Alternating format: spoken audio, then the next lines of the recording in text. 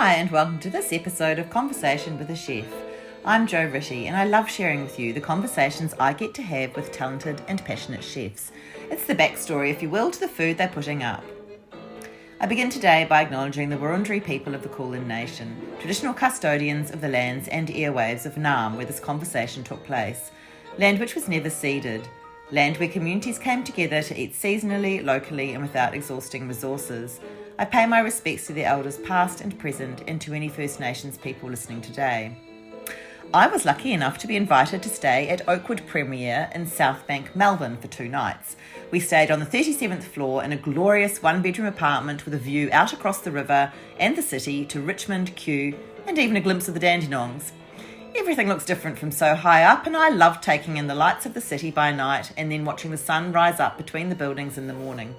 The apartment was super comfortable, and had we wanted to stay there and never leave, it had a fully equipped kitchen with an espresso machine, glasses for every occasion, and even a set of measuring cups.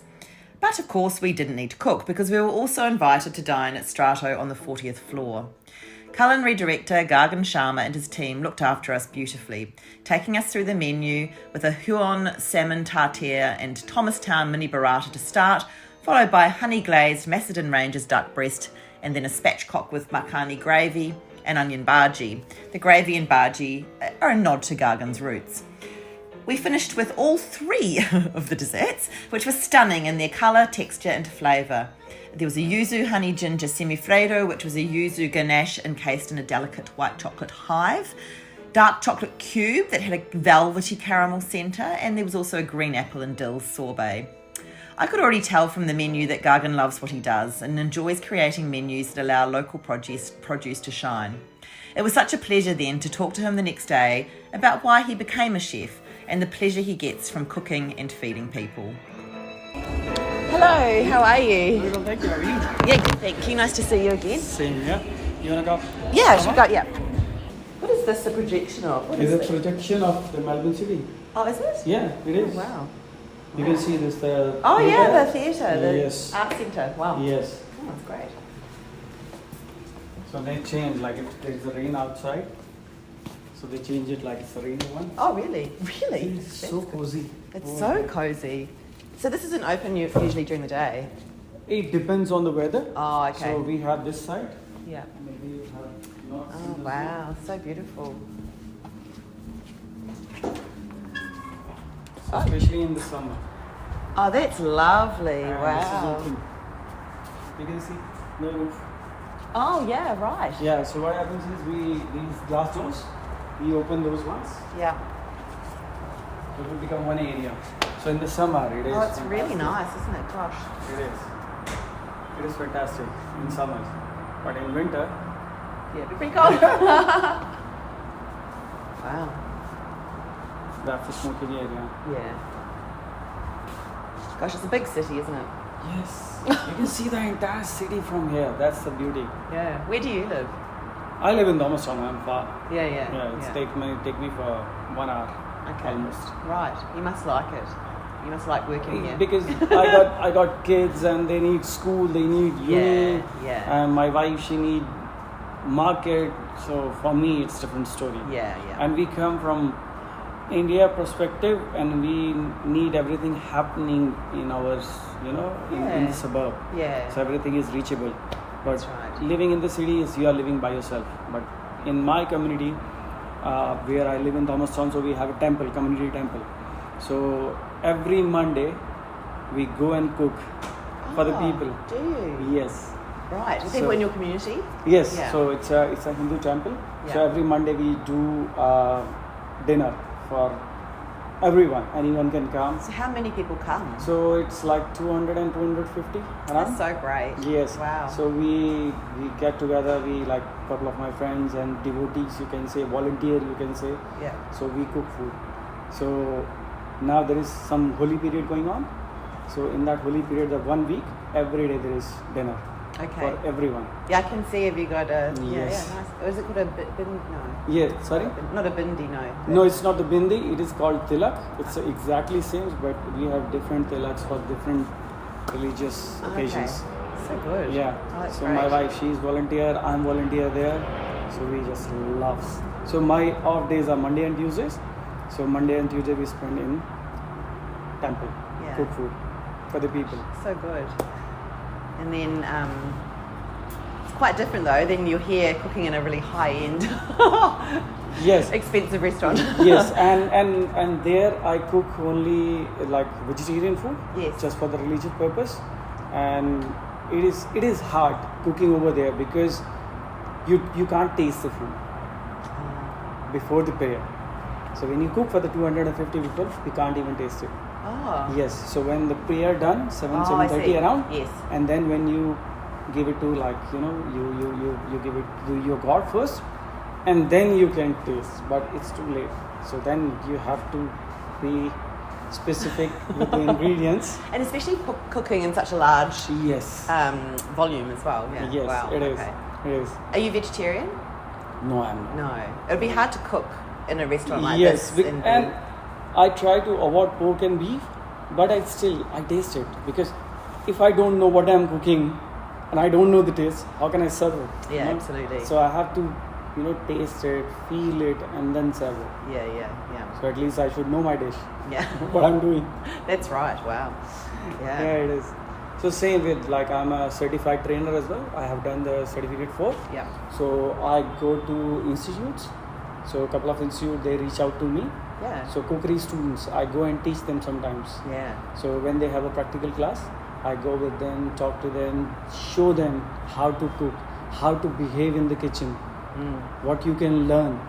Because sometimes what happens is the bookish knowledge is not enough. So I bring them here.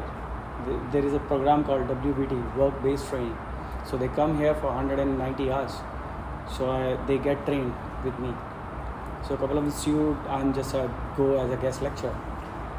Because that's another aspect as well, isn't it? And from your point of view, is that it's all well and good to know how to cook yourself, but to convey that knowledge to someone else in a patient way, and as you say, to share that, not just how to cook, but how to behave in the kitchen. Yes, that's really true. important. True, because what happens is when I go and teach them, they have one particular menu, so which is fine, what you are doing, but how the different people, how you can do the different people, manage different people, how you manage your team. That's what I teach them. Because if you have 4 people in the team and you have 4 recipes, so which one you should start first, which is taking longer time, and then you have to check what are the mise en place. Yeah. You have to do it for entire 4 recipes. Yes. You don't have to do it again and again. So these organization skills and these techniques, I try to teach them when they come over here. Because I feel like with when you're a chef, you need a lot of common sense, and sometimes people don't. I don't have a lot of common sense sometimes, and I feel like, because I love cooking, but then when I see how chefs do things, you're like, oh, that's a really practical way. But do you think that's innate? Do you think some people are better at that than others? Some people, yes, they are common sense, and then the way they think, if they are productive. Like cooking comes for me. Cooking is you can say the best part for me is my profession and passion is the same. I grew up my granddad's sweet shop, and so my granddad, my father's father, so granddad and my maternal granddad, they both had sweet shop. In this way, they got married. My parents, because what happens is, because this is kind of a sequence, because they have a same profession, and so in this way they met each other. Then they have, okay, my daughter, your son, and blah blah blah. So I grew up with my granddad, and how my granddad used to say, like, to feed the people, to cook food by your hand is the greatest blessing. So this is what I do in here, this is what I do in temple, this is what I do with the kids in the school. Amazing. So the sweet shop though, a sweet shop in India, was your granddad cooking the sweets? Is it Yes. so it's a different, so what would a sweet shop look like? Sweet shop is the Indian traditional sweets, and the street food, you can say a couple of things, like there is very famous chola bhaturas, aloo puris. So these kind of things he used to do. So, and then my father, he's not in the chefing, but he had a small musical group, so who used to perform in the Indian restaurant. Previously there was a culture in the big hotels, in the themed restaurant, you have a musical group over there. So he was a part of that musical group. So he used to travel around the world, the Southeast Asia, Wow. US, everywhere. So he was in touch, like when he used to perform, he was not into cooking, but when he used to perform, so the hotel staff, so they get along with him. And then couple of chefs, they used to come to my home and we used to sit together. So I heard the stories about the kitchen. Yeah. So I am already inspired by my granddad. Yes. And then I heard the stories of the chef, how creative they are, what they do. So in this way, I just joined the hotel management. I did my hotel management. And even though after done my hotel management, it was struggling part for me. I didn't get any job. So I worked 6 to 7 months almost in a restaurant for free. Because I want my, skill to be fine more, when you're working, and so you learn and you do the practical things, you learn more. So after that, I got my first opportunity to work in UAE. I was in Jumeirah Hospitality. I went there. I was working in Emirates Tower Hotel. I worked 1.5 years over there. And I came back to India. I worked in Taj. So as I said, like Delhi is the food capital of India. Yeah. So I loved working there. I worked like 6-7 years almost. And I applied for my permanent residency in Australia. Yeah. I came here. So I started my career in Crown to Park Hyatt to Westin to again Hyatt Place to here. So always hotels. Always hotels. And what is it you like about hotels? I simply love in the hotels working. Like for me, it's just different feeling. Yeah. You feel like you are doing something which is you are responsible for, and every day there is a new challenge. Your mind is occupied, and you are very creative. Yes. Because once your mind is occupied, there is in my list it's either do it or quit. Yeah. But for the last 23 years, I'm doing it, and I'm loving it. Wow.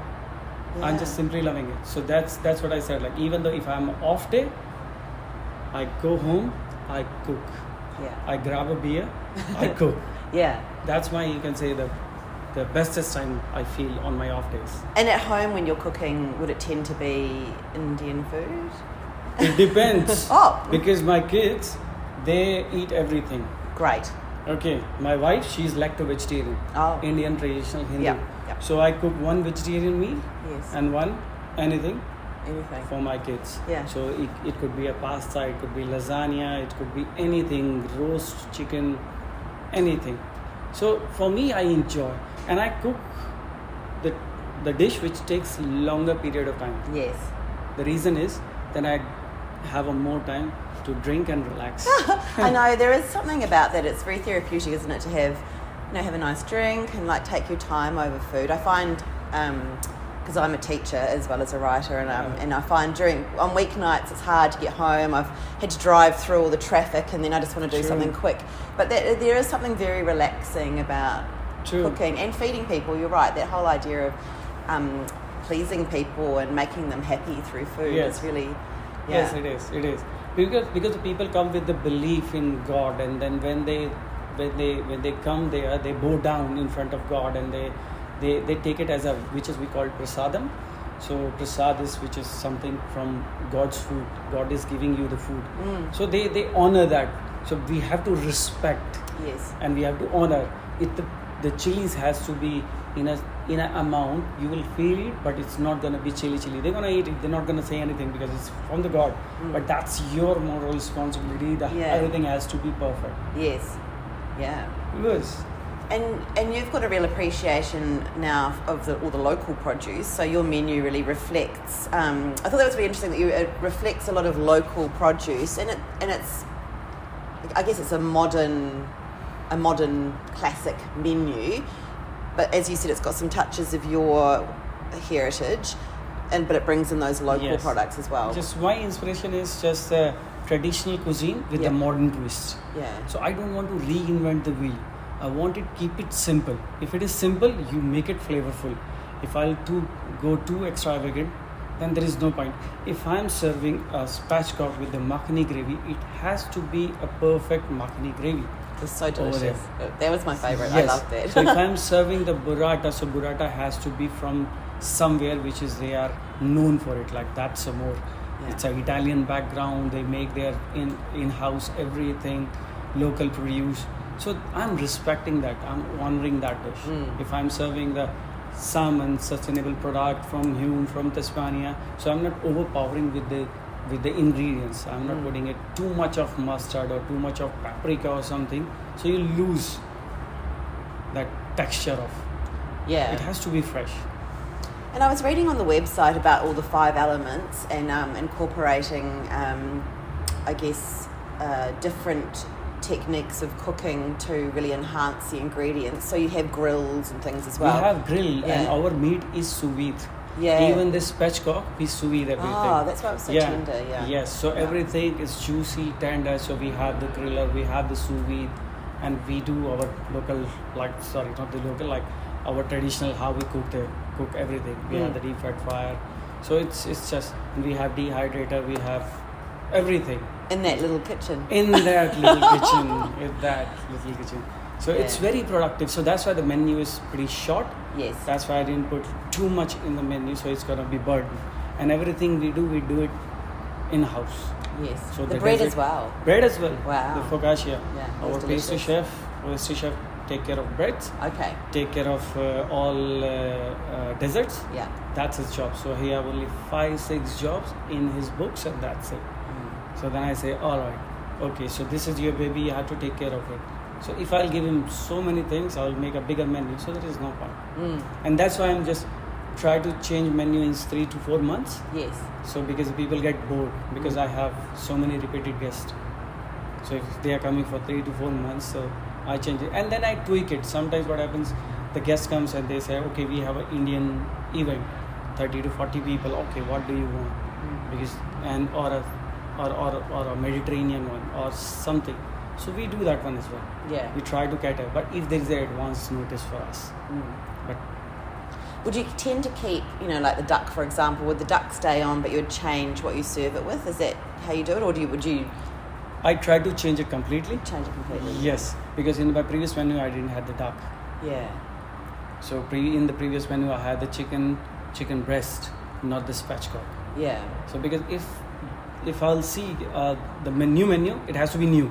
Yeah. But couple of things never change. Caviar, oysters, olives, bread. Yeah. Bread can be variety of some other. If you're making focaccia, you can make something else. But couple of things, it's still there. A cheese platter, it's still there. You can change the cheese.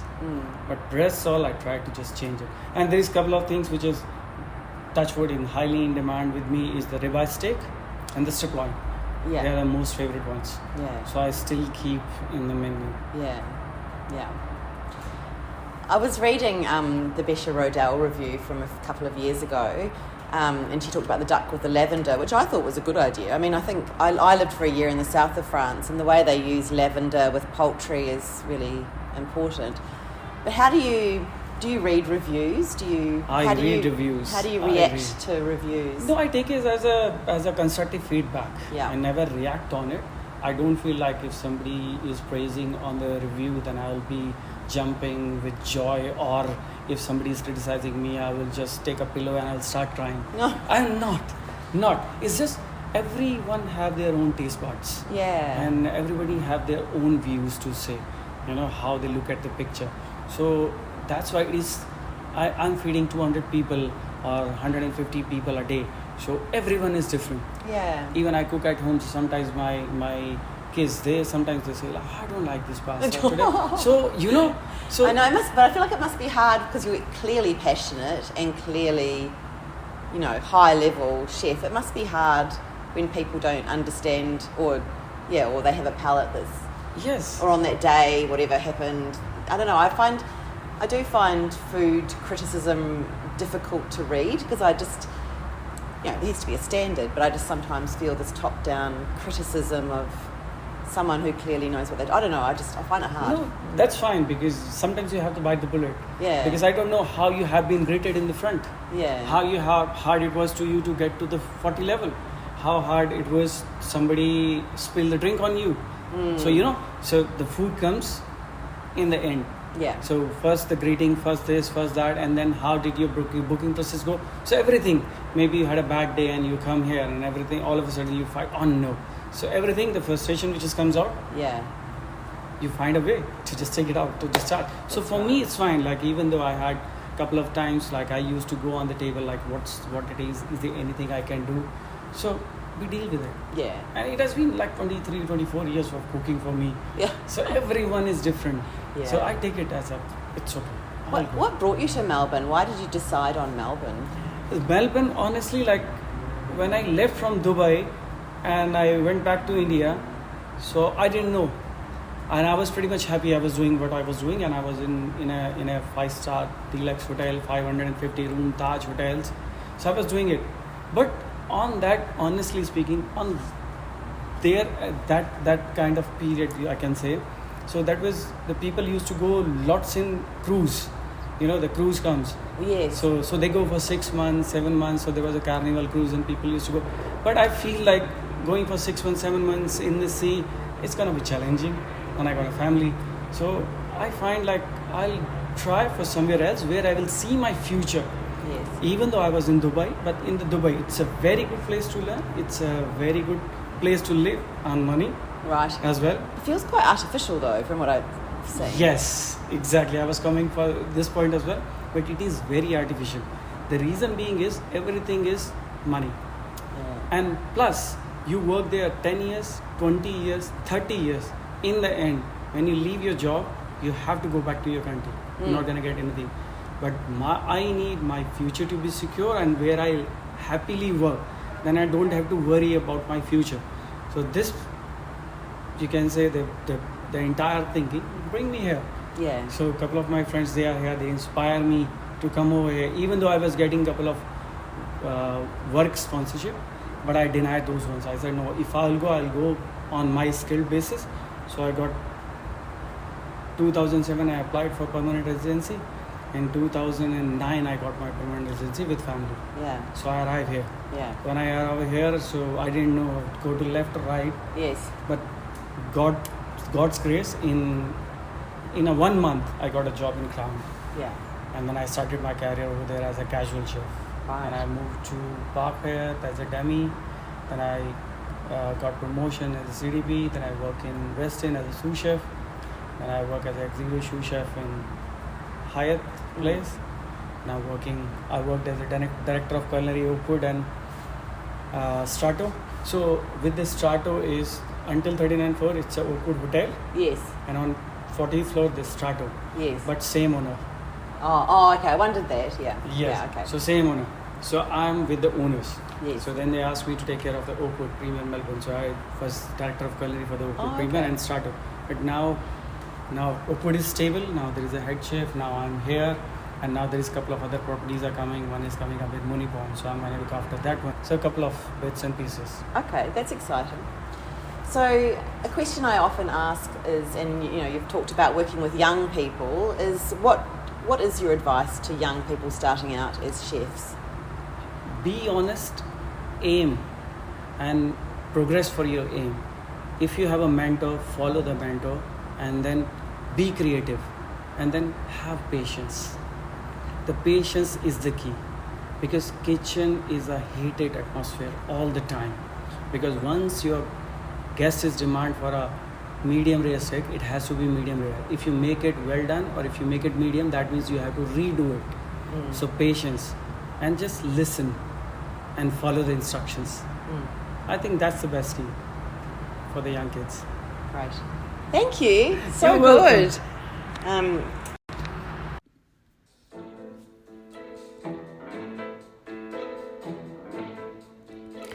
Thank you so much for listening to this episode of Conversation with a Chef with Gagan Sharma at Strato at the top of Oakwood Premier Melbourne in Southbank. There are some beautiful food and cocktail photos on their Instagram account at Strato Melbourne. That's STRATO Melbourne. If you'd like to hear more stories from other chefs, I'm on Instagram at Conversation with a Chef.